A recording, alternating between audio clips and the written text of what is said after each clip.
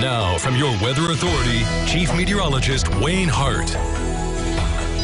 Well, we got a pretty nice start to the weekend on the way. It's going to start to get pretty uncomfortable on Sunday afternoon and then get dangerously uncomfortable next week as we probably rewrite the record books and get into some heat that's really unusual for this early in the season. I'll talk more about that in a moment. But highs today range from the mid-70s in our northeastern counties to around 80 to the southwest, where the sun came out a little sooner this afternoon. And temperatures will be a little bit warmer tomorrow, but just getting back to normal, at least for one day. We've had a little bit of shower activity wander into our northern counties this evening. You can see on first warning Doppler, the 1 hour time lapse, these showers kind of fading away as they push across eastern Gibson, Pike, and Dubois counties. So they may linger for another hour as they push through our eastern counties, but that is about it. Much of the rain we had was earlier this morning into the early afternoon and more north of I-64, but with no storms in play, rainfall amounts were fairly light. But let's talk about the heat, because over the past few summers, it hasn't been all that hot. We've had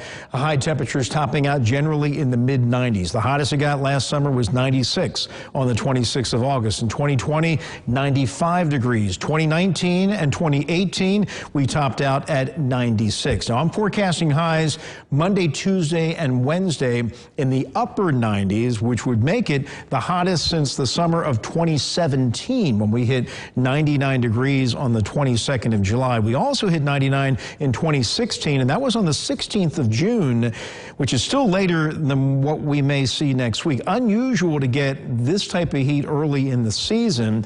Normally it occurs later in the summer. You can see many of these highest temperatures occurred July, August, if not early September.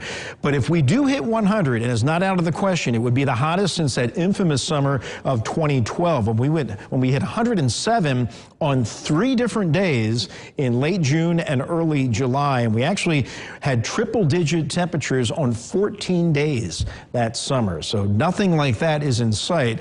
But if we do hit 100, it would be the hottest weather in 10 years. So we hope that doesn't happen, but it's a possibility.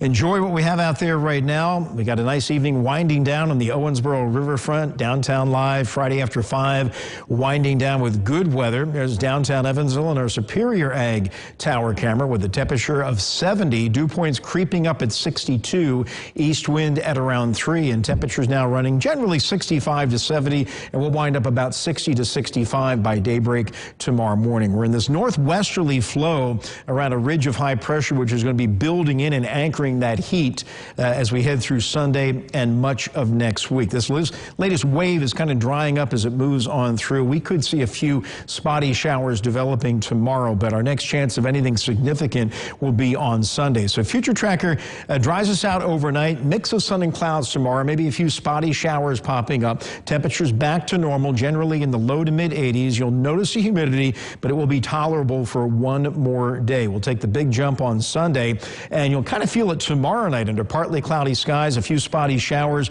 Our low by daybreak Sunday is only around 70 degrees, and on Sunday, we have a marginal level 1 risk for an isolated severe storm. A lot of uncertainty as to whether these storms are going to make it in here. Our Future Tracker model doesn't get too excited, but does bring a little wave in here later in the afternoon. Other guidance has a wave in the morning and then another one late in the day.